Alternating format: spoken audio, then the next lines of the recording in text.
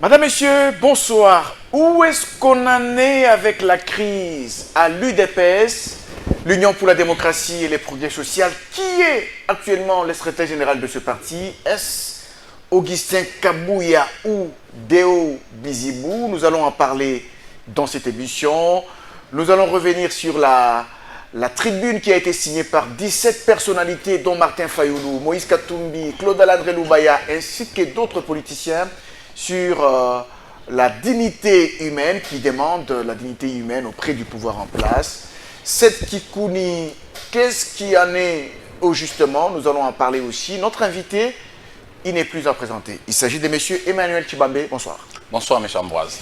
Monsieur Emmanuel Tshibambe, vous êtes cadre de l'UDPS. Exact. C'est bien ça. Exactement. L'UDPS qui est passé dernièrement par une période de turbulence, si on peut l'appeler comme ça, et il y a une petite accalmie. Merci pour la question. Oui, nous avons traversé toute une période, en tout cas presque 2 mois de turbulence, comme vous l'avez si dit. Vous savez, dans toute famille, il ne manque pas de soubresauts, il ne manque pas de mésententes. Bon, et surtout, il faut noter que nous sommes un parti démocratique. Chez nous, j'emprunte même le mot du chef de l'État, nous sommes habitués à cette vitalité démocratique. Voilà. Donc chez nous, ce n'est pas une nouveauté. Ce sont c'est quelque chose qui c'est pratiquement comme une tradition. Voilà, chez nous c'est comme ça. Toutes les langues se mettent ensemble, discutent et la voix la plus pondérante l'emporte. Donc c'est comme ça chez nous. Mais cette fois-ci, j'avais comme l'impression qu'il y avait aussi quelque chose d'inhabituel, où nous avons vu certaines personnes promettant d'autres personnes la mort, ceci. Ça, chez nous, nous ne l'avons pas connu. Ok. Voilà. C'est un peu la nouveauté dans l'épisode. Dans cet épisode, il y a eu quelques nouveautés, bien entendu. Comme je vous ai dit, moi, par exemple, j'en suis victime à 2 reprises. Certains amis qui ne voulaient pas, qui ne me supportaient pas avec mes émissions. Ils m'ont barricadé vers le rond-point Willery. L'autre fois, c'était à la télé 50. Heureusement, ici, j'ai dit merci à notre aîné Jean-Marie Kassamba, grâce à qui ces gardes, bien entendu, qui ont empêché que je sois quand même pris dans ce filet de ses amis. Donc, ça nous ne les connaissons pas. Ça veut dire que nous faisons notre politique en toute démocratie, mais lorsque vous présentez des biceps, ça devient autre chose. Mais nous l'avons vécu cette fois-ci. C'est pourquoi j'ai dit qu'il y a eu une dose d'un comportement que nous ne connaissons pas. Alors, ça, c'est inhabituel à l'UDPS.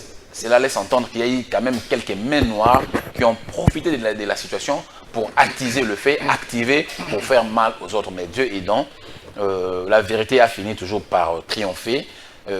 L'ordre statutaire a parlé cette fois-ci. Ah, l'ordre statutaire. L'ordre statutaire a parlé. Je voudrais que vous puissiez le dire de manière concrète. De manière concrète.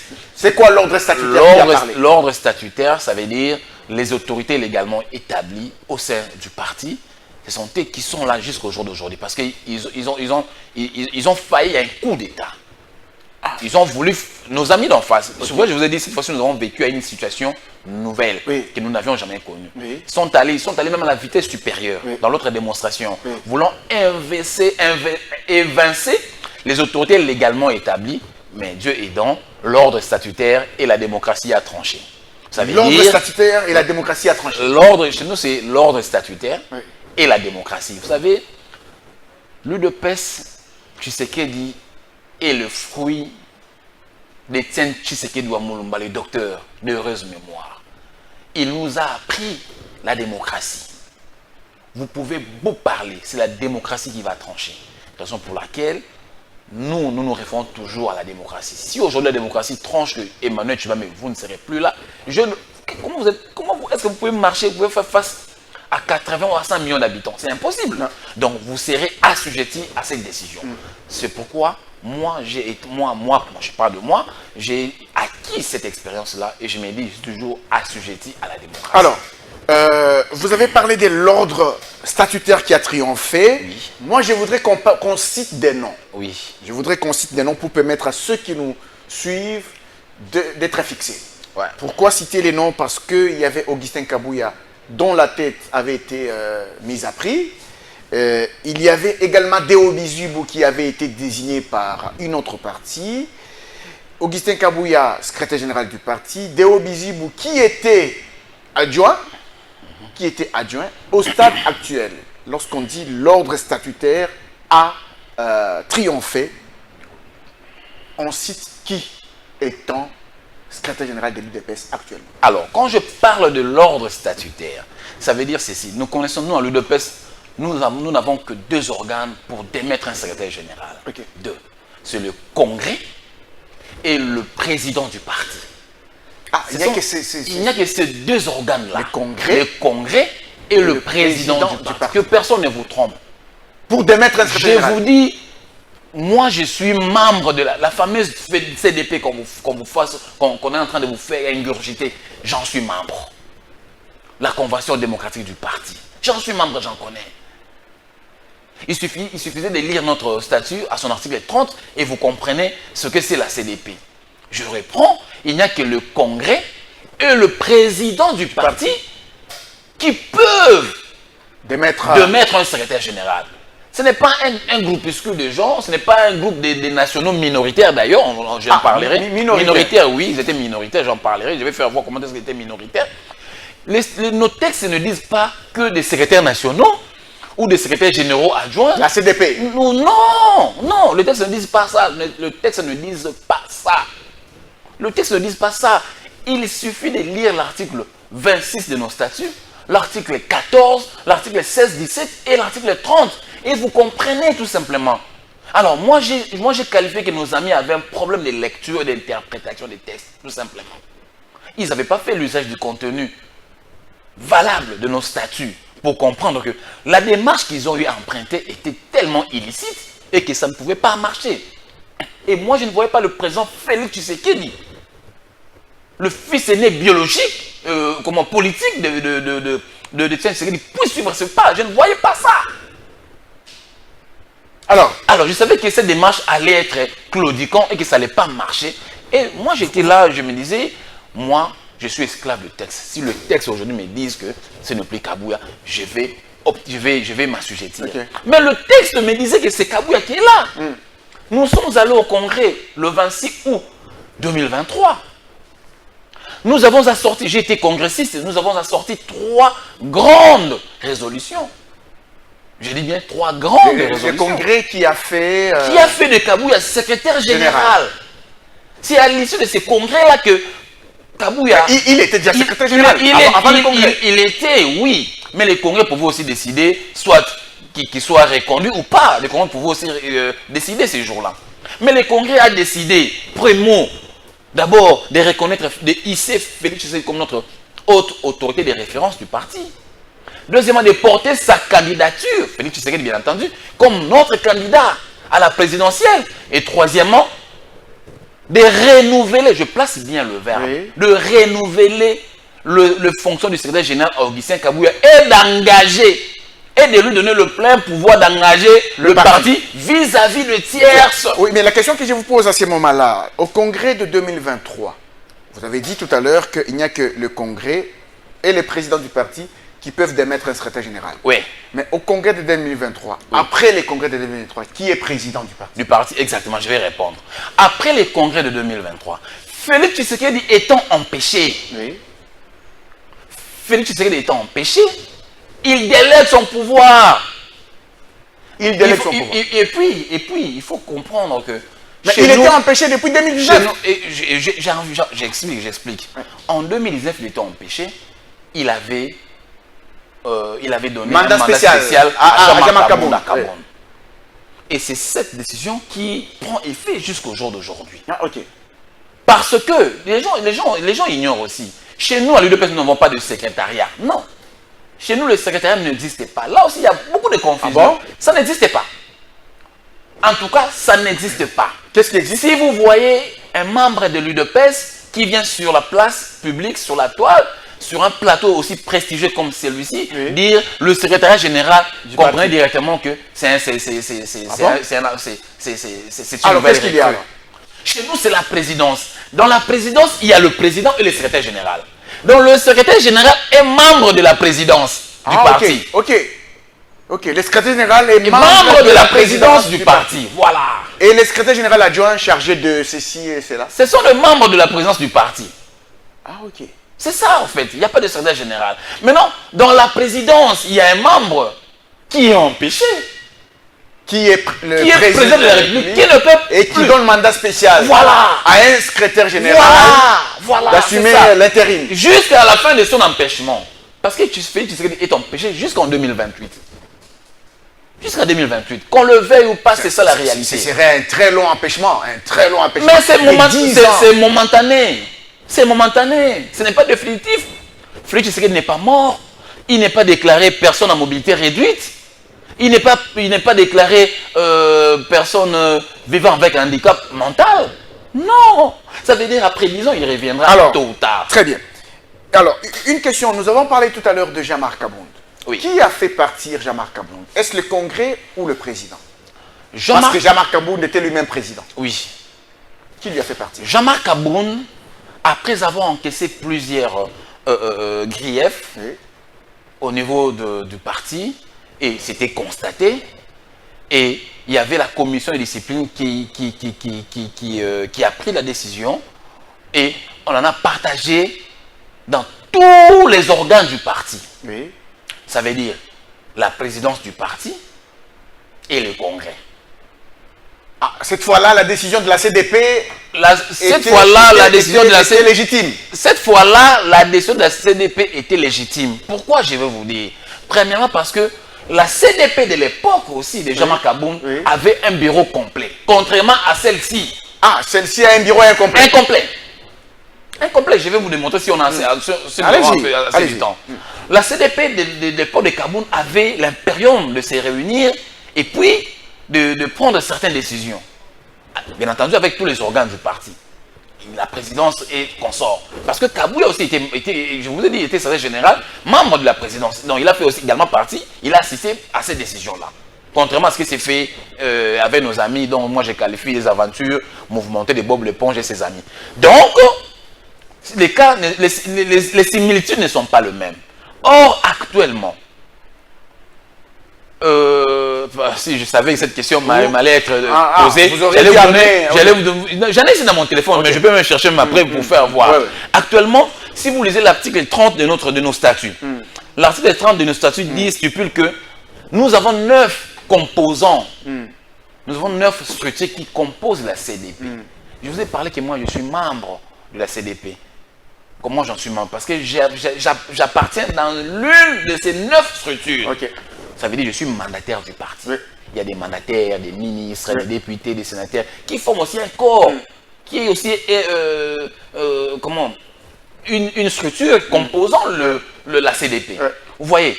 Or, actuellement, pour que ce bureau fonctionne, il doit y avoir nomination dans toutes les 26 provinces de chaque personnalité à raison de chaque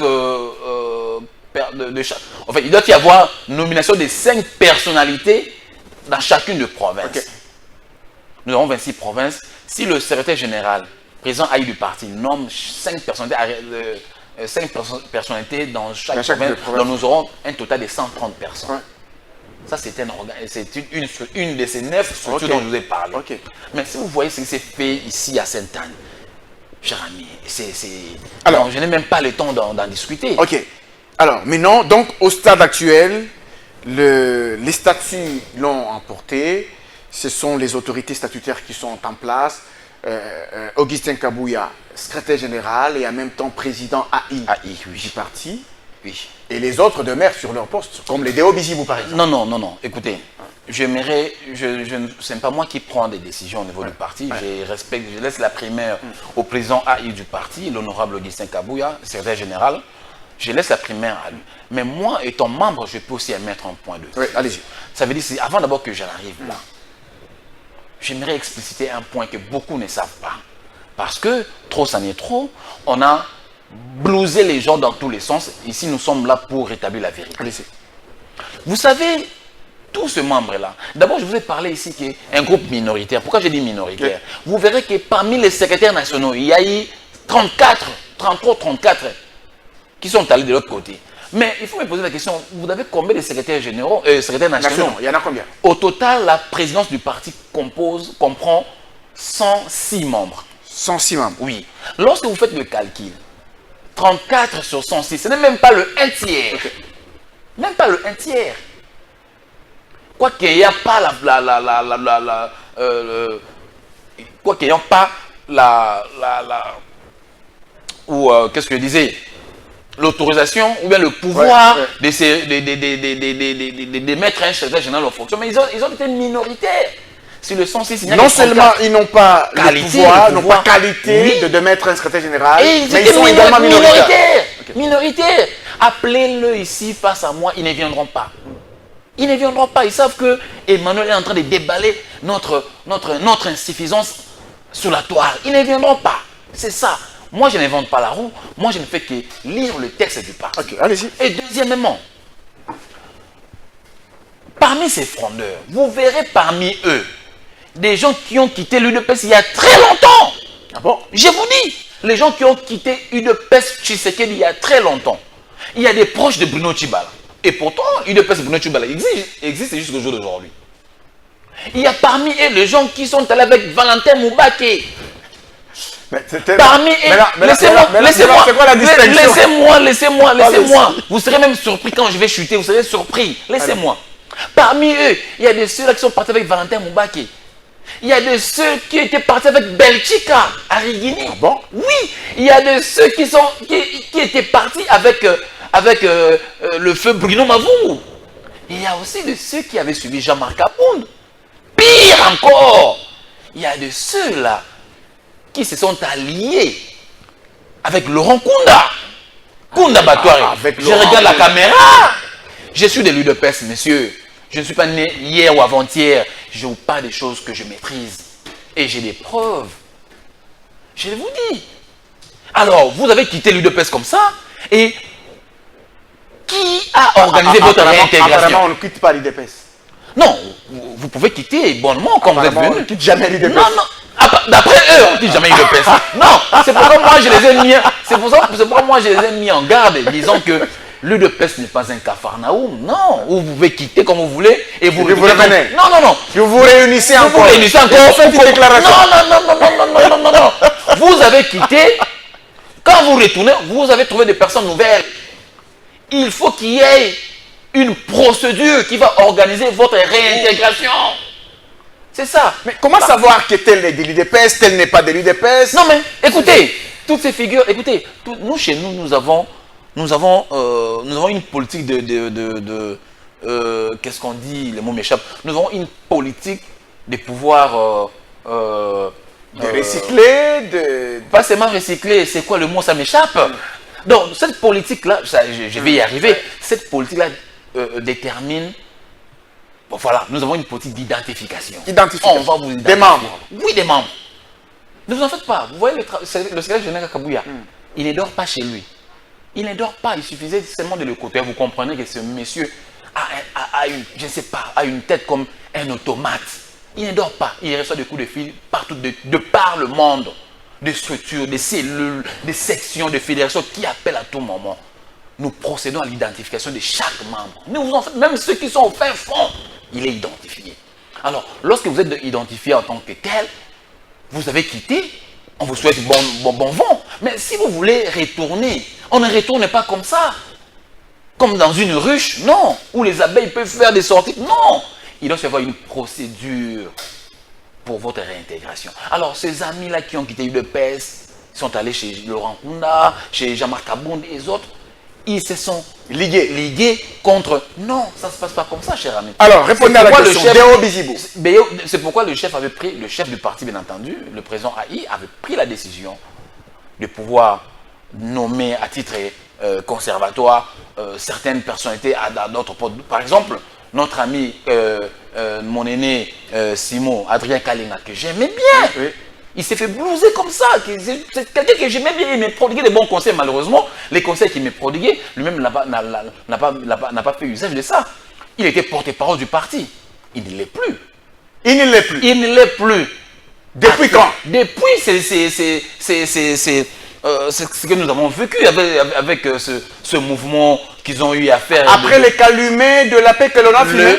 Le chef du parti a pris la décision. Actuellement, le porte-parole est entre les mains de l'ADEM ou de National, Clément Barouti. C'est lui le porte-parole de l'UDPS, c'est lui qui engage l'UDPS, c'est lui qui porte la voix de l'UDPS, c'est Clément Barouti. Ce n'est plus Kalinga. Ce n'est plus Kalinga, je vous dis. C'est Clément Barouti. C'est lui qui porte la voix ou la parole de l'UDPS par tout le monde. Le sort de Deo Bijibo, il reste secrétaire général adjoint ou non? Je vous ai dit, moi je ne suis pas habilité de prendre des décisions à la place de la hiérarchie. Je pense que cette question, elle est en train... Ben, vous pouvez mettre un avis. Oui, moi, à mon avis, tous ceux qui ont trahi ne peuvent plus occuper... C'est ça mon avis. Mais ça va encore chauffer. Non, mais écoutez, quand vous avez trahi, celui qui trahit, trahira. Qui trahit, trahira.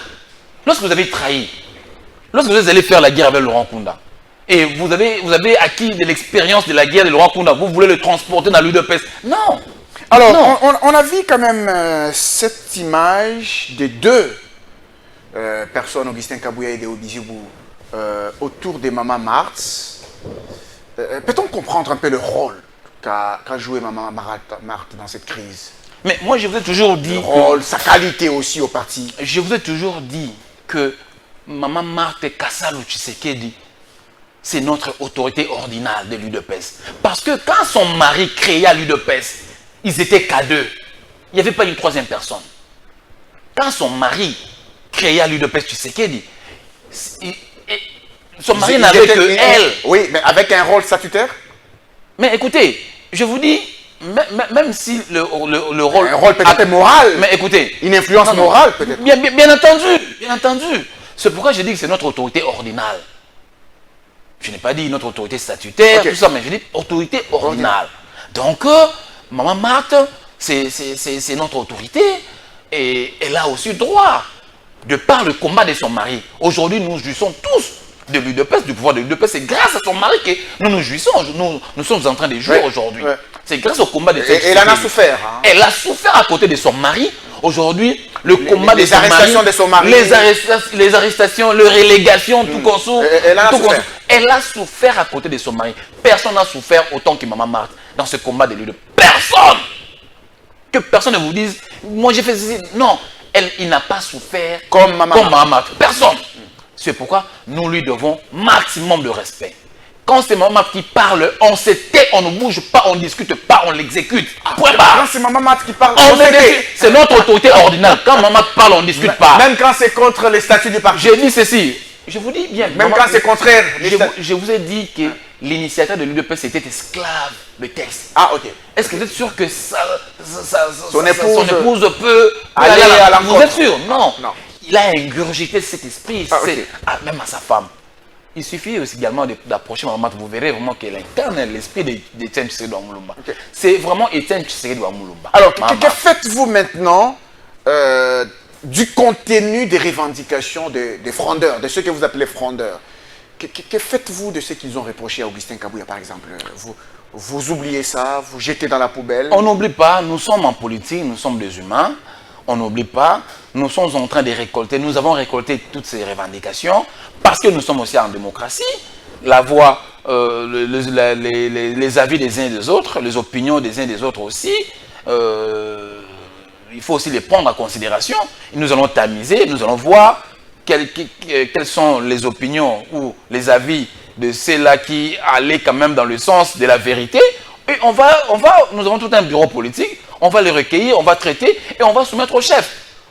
Mais la plupart de ceux qui revendiquaient, ils revendiquaient tout simplement parce qu'ils n'avaient plus de poste de responsabilité. Ah, ok. C'est ça la motivation. C'est ça, la plupart d'entre eux. Je ne vais même pas citer leur nom parce que ça sera faire la publicité. Je suis journaliste, je peux citer le nom d'un ancien ministre de la Santé. Santé. Vous verrez, par exemple, Étienne Longondo qui avait commencé cette fronde.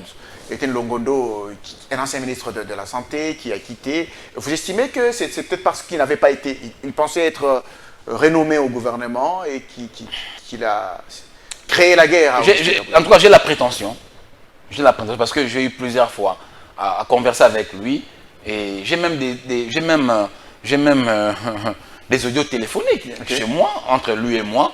Et tout cela, quand je mets en musique, ça laisse à croire que c'était l'une des motivations. Bon. Parce qu'il n'a pas été promis dans l'un des postes de responsabilité. Comment résoudre ce genre de questions dans un parti politique? Les questions de nomination, des postes. Comment résoudre pour qu'il y ait toujours la paix? Alors, moi j'ai compris, lorsque vous êtes dans un ensemble, dans un parti comme l'UDPS, un parti de masse, il faut s'y attendre dans ce genre d'événements. Il faut vraiment s'y attendre. Vous savez, j'ai un ami tanzanien qui est aussi un membre très actif du parti présidentiel tanzanien, Chama Mapinduzi, qui m'a aussi parlé de ça. Ça ne se passe pas seulement au Congo. Donc c'est partout. Partout dans le monde. Oui, c'est partout. Les partis au pouvoir. L'ami là, il m'a donné aussi l'exemple de la ZANU-PF en Zimbabwe, tout qu'on sort. Il a quand même une expérience. Je comprends que c'est partout dans le monde.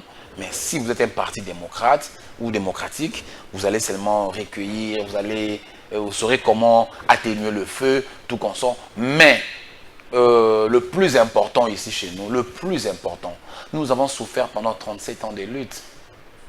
Le plus important, c'est de voir l'UDPS faire, pourquoi pas, même un siècle au pouvoir. Ça, c'est mon souhait en tant que politique. Ah oui. Parce que ce n'est que légitime. Hein. Oui. En tant que politique, je souhaite que l'UDPS fasse un siècle au pouvoir. Parce que quand je vois comment est-ce que notre pays a été dirigé depuis 1952, moi, vraiment, je ne parle pas des 60, depuis 1952, parce que qu'est-ce que je dis? La colonisation. Oui, depuis la colonisation jusqu'à l'accession de l'indépendance, le pays était déjà très mal dirigé par les Belges, tout consort, Léopold II et consorts. Et des 60 jusqu'à présent, avec des guerres récurrentes, des situations politiques très tendues dans notre pays, tout cela, tous ces événements ont conduit le pays à la ruine. Aujourd'hui, avec cette volonté volontariste de Félix Antoine Tshisekedi, président de la République, chef de l'État, moi je pense qu'il nous faut un homme pareil de diriger ce pays pendant très longtemps. Ah, un homme pareil, comme Félix Tshisekedi. Oui. Pourtant, il y a des projectiles qui lui sont jetés par rapport à la situation économique. Mais nous sommes en démocratie. Tout le monde ne verra pas chacun voudrait tirer le drap de son côté. Oui. Nous sommes en politique. Chacun voudra manger. Chacun voudra manger. Mais si vous faites la ronde de la celui qui ne mange pas, il critique. Il critique. Et celui qui mange, il s'était. Et si vous faites la ronde, et leurs critiques aussi, elles sont légitimes. Moi, je les respecte en tant que tel. Très bien. Quoique étant minoritaire, mais nous devons aussi en tenir compte.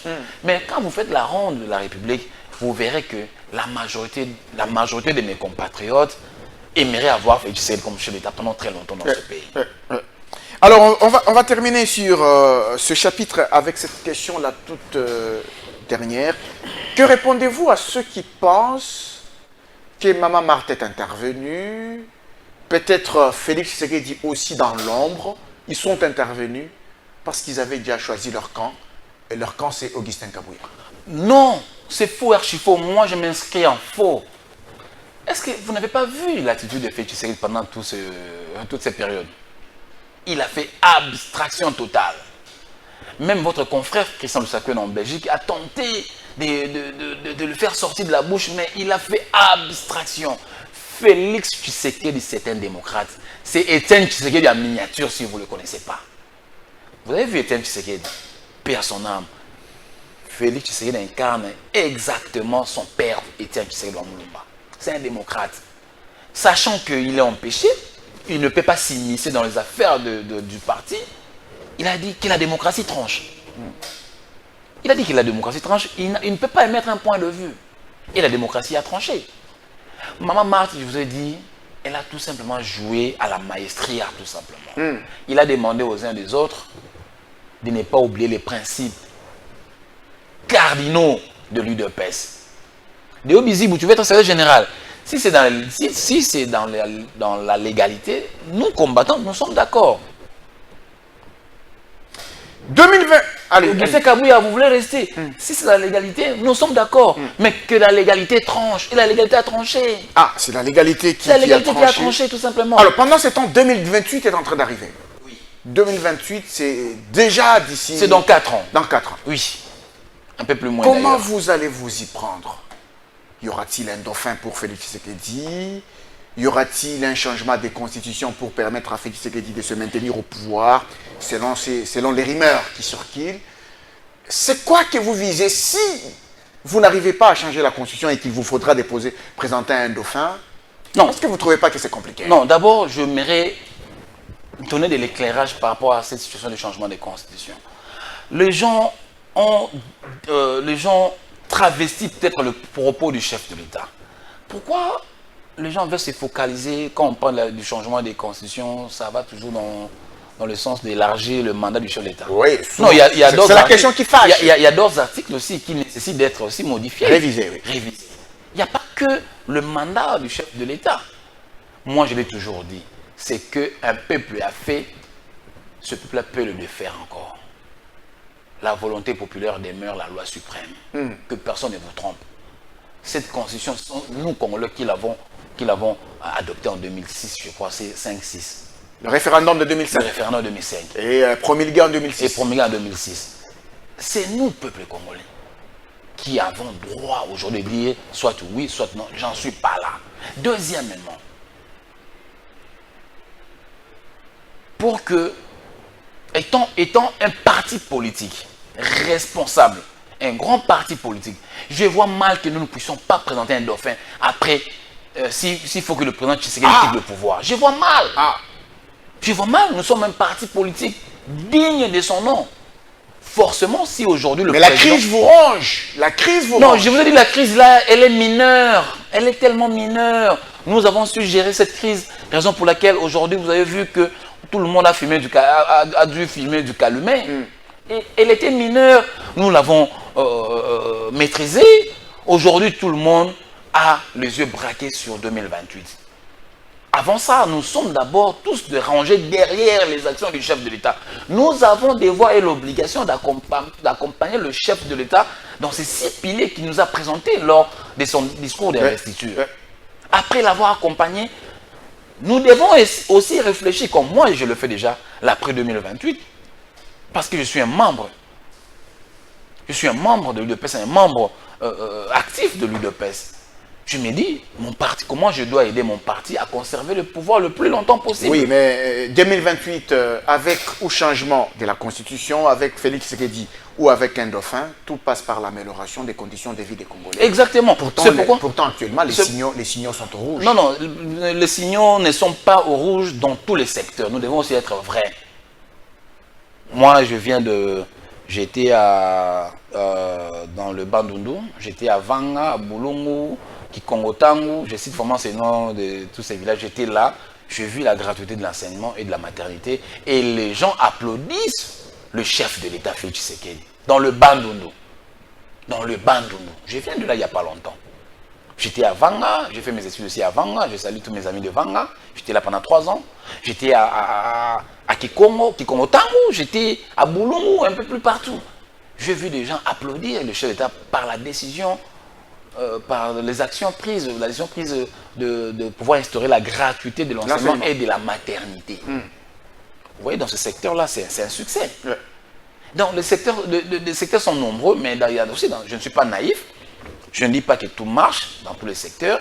Il y a dans d'autres secteurs que le gouvernement doit faire des efforts pour améliorer.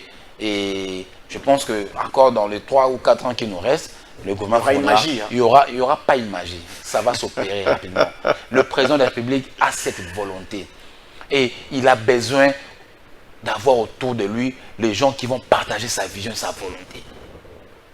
Et ça va s'accomplir. Et répondez-vous à ceux qui reprochent au président de la République un peu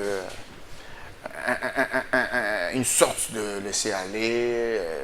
Il n'y a pas tellement de sanctions, de sans pas qu'il y a une rigueur dans la conduite des affaires de l'État. On l'appelle même le pasteur Félix Tshisekedi. Non, mais parce que les gens étaient mal habitués d'avoir un chef d'État militaire à la tête du pays lorsqu'il y a une situation et il réagit de façon épidermique, de façon violente. Aujourd'hui, nous avons un chef d'État démocrate. Ok? Il ne peut pas procéder par le biceps. Non. Il entend, il recueille. Il ne veut pas condamner par défaut quelqu'un. Il ne veut pas condamner quelqu'un par défaut. Il doit avoir tous les renseignements possibles. Et il a tous les services. Hein. Quand il check, il voit que ce monsieur, il mérite quand même une sanction de ma part. C'est en ce moment-là, il sanctionne.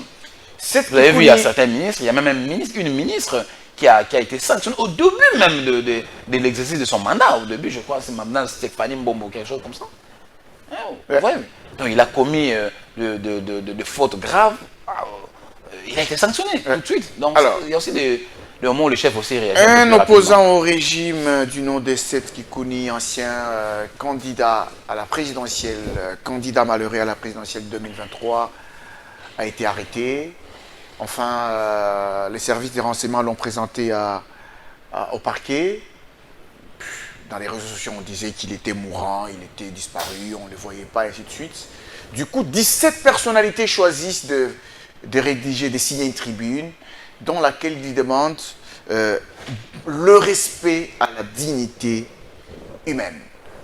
Dans cette tribune, on trouve la signature de Martin Fayulu, Olivier Kamitatou, Claudel André Loubaya, ainsi que d'autres. Comment trouvez-vous ça? Non, vous savez, lorsque nos amis disent le respect à la dignité humaine, je ne sais pas, est-ce que Seth Kikouni a été bastonné, il a été maltraité, je ne sais pas qu'est-ce qu'ils veulent, en fait, qu'est-ce qu'ils veulent dire partant de ça, de ces propos-là.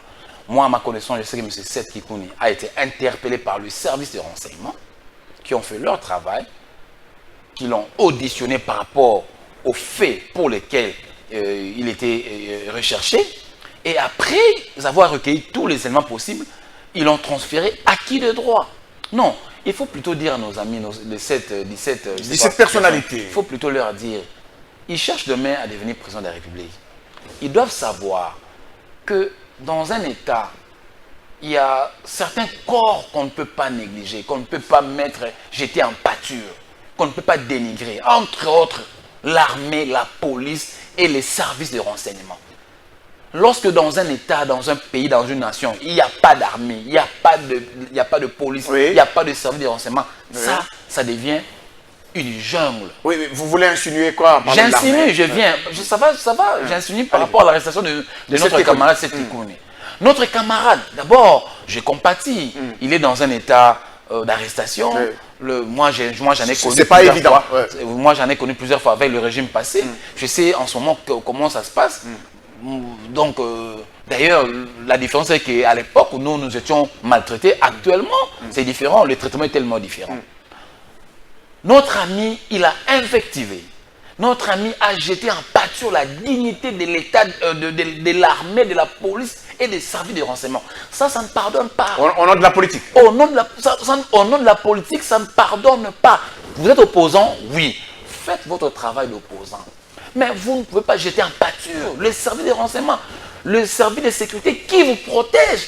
Oui. Nous dormons en paix, oui. nous nous réveillons en paix, nous faisons toutes nos entreprises, nos démarches en paix. Parce qu'il y a il y a la police et l'armée qui nous protègent, qui ne dorment pas, qui sont là nuit et jour, 24 heures sur 24 pour nous protéger. Et vous, un bon matin, parce que vous avez plusieurs abonnés sur Twitter, parce que vous êtes un spécialiste des réseaux sociaux, et alors vous voterez dans une pratique éhontée, celle de pouvoir vilipender les... Ça ne pardonne pas.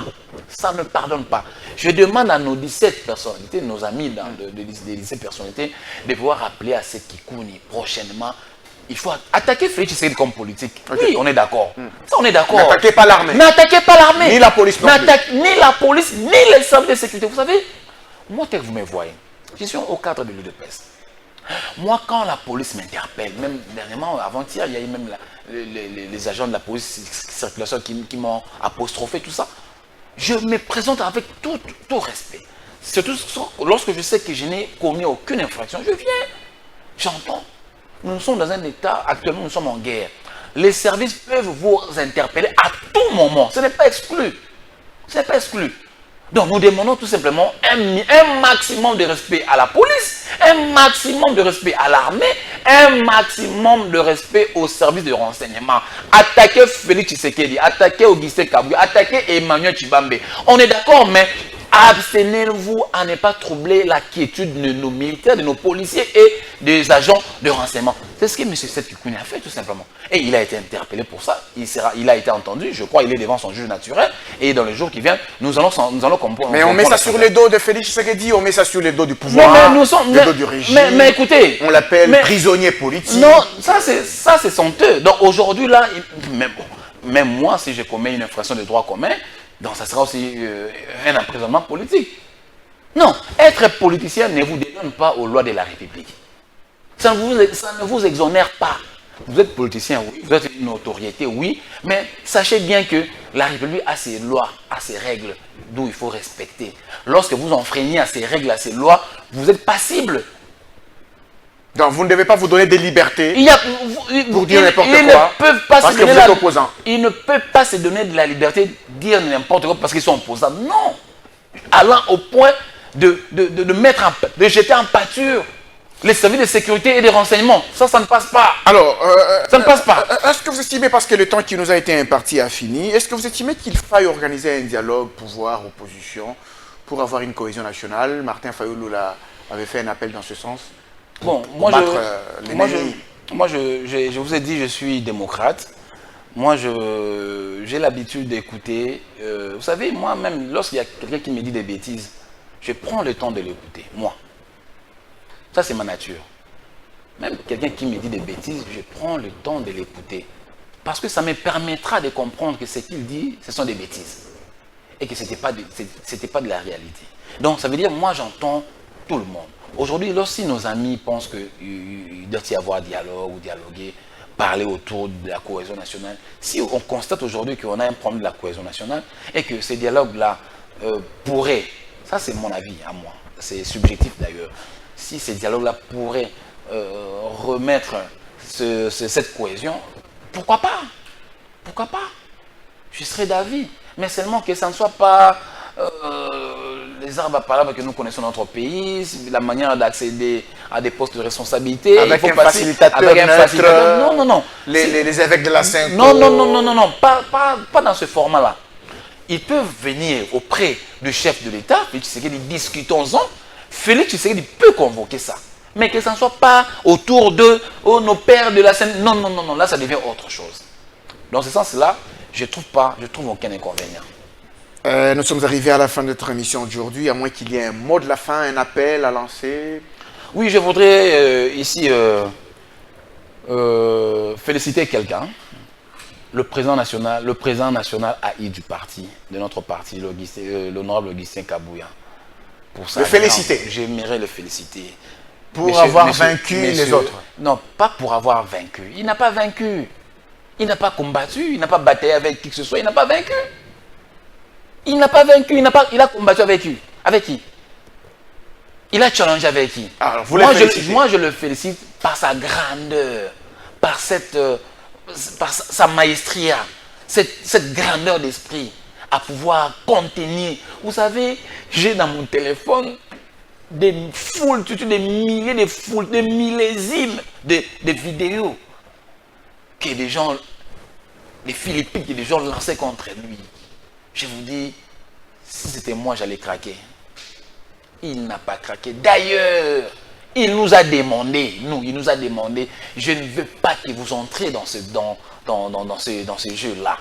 Ce sont nos amis, ils vont retourner au bercail. Ils ont été dépravés, ils vont recouvrir la voie de la raison. Il ne faut pas. Il a été zen. Il nous a donné des orientations et nous l'avons suivi. Aujourd'hui, voilà comment est-ce qu'il a calmé toute la situation. Et d'ailleurs, il a même lancé un message de pouvoir rappeler tout le monde à la maison. Si c'était peut-être moi, j'ai déjà pris, et surtout qu'il a la signature, j'allais déjà prendre des décisions, soit d'exclure certains, ou soit de révoquer, mais il n'a pas fait ça. Il est rassembleur. C'est un rassembleur. Alors, cette attitude me laisse croire que c'est vraiment un homme.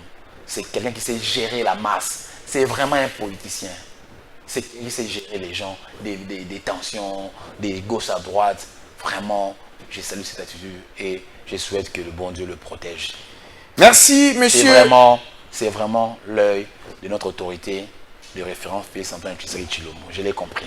Merci, monsieur Emmanuel Tshibambe. Nous rappelons que vous êtes cadre de l'UDPS. Merci d'avoir été sur ces plateaux. Le plaisir est partagé. Merci. Mesdames et messieurs, c'est par là que nous avons fini cette émission. Merci à vous de l'avoir suivi. On va vous retrouver prochainement pour d'autres numéros des Tables Rondes. Au revoir.